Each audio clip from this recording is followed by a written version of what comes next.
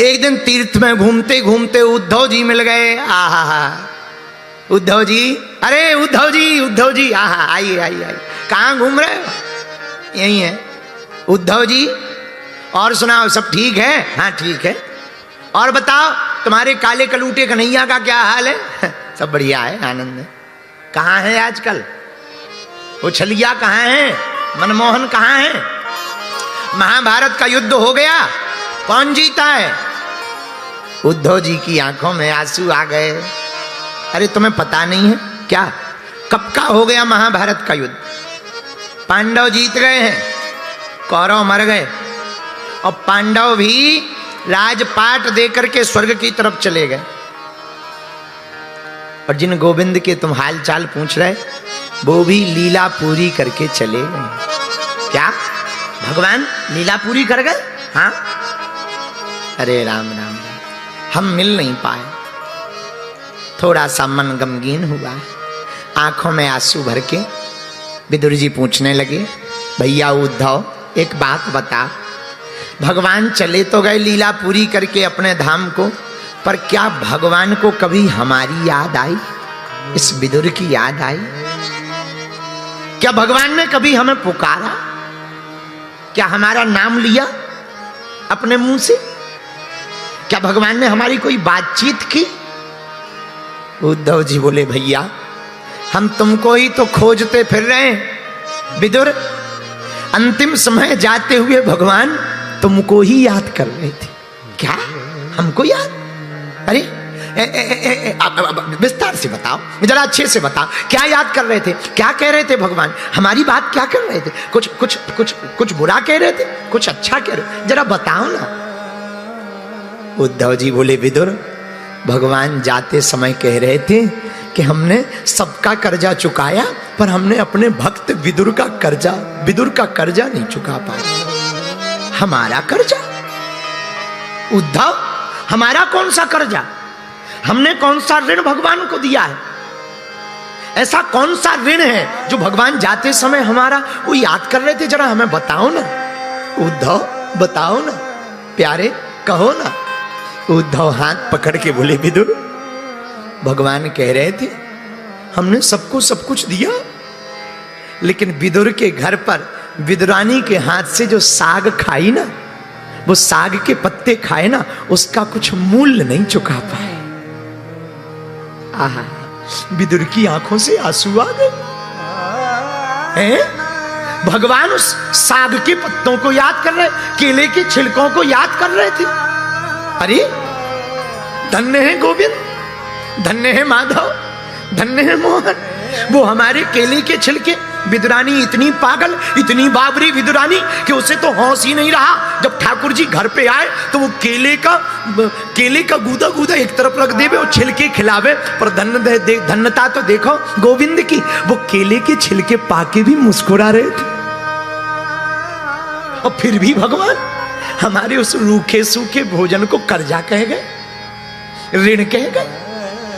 धन्य है भैया, तभी तो वो कन्हैया है, तभी तो वो माधव है, तभी तो वो चित्त चोर है, तभी तो वो नंद नंदन है, तभी तो वो यशोदा नंदन है, तभी तो वो त्रिभुवन पति है, तभी तो वो जगदीश है, तभी तो जो जगत के पति हैं, जो छोटे से केले के छिलकों को भी कर्जा के रूप में माने, तभी तो वो परमात्मा है।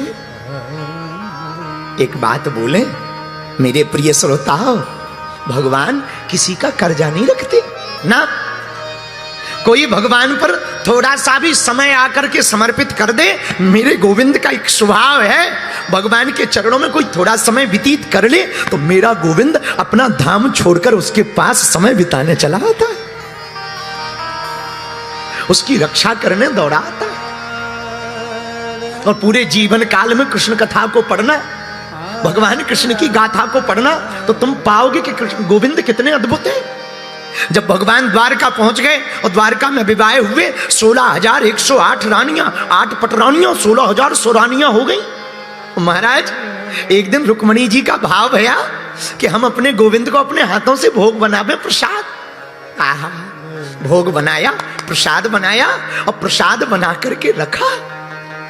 आज तो रुक्मणी जी खुश हैं। हमने अपने हाथों से भोजन बनाए, भगवान को अच्छे लगेंगे, बहुत प्रशंसा करेंगे, हमारी बहुत तारीफ करेंगे, हमारी महिमा गाएंगे, सबके सामने गाएंगे। लेकिन भगवान ने 2 निवाला पाए और छोड़ दिया, तो रुक्मणी जी जिद पे अड़ गई। भगवान ठीक नहीं बना क्या? ना ठीक है, हमने पा लिया। अच्छा नहीं लगा क्या? नहीं हमने पा लिया, अच्छा लगा। पर प्रभु आपने इतना कम क्यों पाया है? आपका पेट नहीं भरा। रुक्मणी जी से ठाकुर जी हाथ जोड़ के बोले, देवी एक बात कहूं? हाँ कहो। बोले हमारा तो अब तक जिंदगी में 2 ही बार पेट भरा है, 2 ही बार। रुक्मणी जी को लगा, अच्छा बताओ महाराज कब कब? मन में सोचा शायद ये कहेंगे एक बार यशोदा मैया, एक बार आज का हमारा नाम लेंगे। ऐसी फूली नहीं समारी। तो रुक्मणी जी हाथ जोड़ के बोली, प्रभु बताओ वो 2 बार कब है जब आपका पेट भरा, बहुत भरपेट आपने भोजन किया, बहुत तृप्ति मिली, आपको भोग आरोगने में बहुत आनंद मिला, वो 2 बार कौन कौन से बार हैं? पता है गोविंद ने क्या कहा? देवी राम अवतार में सबरी के बेर खाकर और कृष्ण अवतार में बिदरानी के छिलके खाकर। ये भी 2 बार है, ये भी 2 बार है। राम अवतार में उन सबरी के बेरों को खाकर जो तृप्ति मिली, और कृष्ण अवतार में वो बिदुरानी के केले के छिलकों को पाकर जो तृप्ति मिली, वो फिर कभी नहीं मिली। यशोदा का भी नाम नहीं लिया। विदुर जी की आंखें डबडबा गई। धन्य है गोविंद, किसी का कर्जा अपने ऊपर नहीं रखते। उद्धव को गले बार बार लपटने लगे। उद्धव जी बोले, ये क्या कर रहे हो? भैया गोविंद तो मिले नहीं, पर तुम उनसे मिले थे ना, तो हमें तो उनमें तुम में उनके ही दर्शन हो रहे हैं। तुम ही गोविंद लग रहे हो। खूब दोनों रोए, दोनों के नेत्र सजल हो गए। हरिजन से हरिजन मिले, हरि के भक्त से हरि का भक्त मिला। भैया कन्हैया ने और कुछ कहा? कहा तो बहुत कुछ है, कुछ और बताओ। भैया मैत्रेय जी को बताया है, कुछ बातें आपके लिए भगवान ने मैत्रेय जी को सुनाई।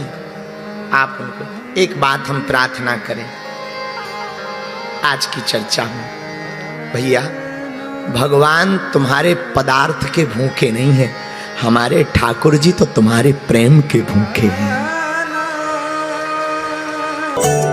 बालाजी महाराज के कृपा पात्र बागेश्वर धाम पीठाधीश्वर परम पूज्य धीरेन्द्र कृष्ण शास्त्री जी महाराज का पावन संकल्प। मध्य प्रदेश में छतरपुर के ग्राम गढ़ा में बनेगा विश्व स्तरीय कैंसर अस्पताल एवं रिसर्च सेंटर, जिसकी आधारशिला देश के यशस्वी प्रधानमंत्री नरेंद्र मोदी जी के कर कमलों से रखी जा चुकी है। 200 करोड़ रुपए की लागत वाले 100 बेड के इस अस्पताल में गरीबों का होगा मुफ्त इलाज। ये बहुत बड़ा अवसर है, बहुत बड़ा काम है। संकल्प बड़ा हो, संतों के आशीर्वाद हो, प्रभु की कृपा हो, तो समय सीमा में सब पूर्ण होता है। हमारे प्रियजनों, बागेश्वर धाम पूरे भारत के लोगों, अभी तक अस्पतालों में मंदिर थे, अब मंदिर में अस्पताल होगा। कैंसर हॉस्पिटल निर्माण हेतु सहयोग देकर पुण्य के भागी बने।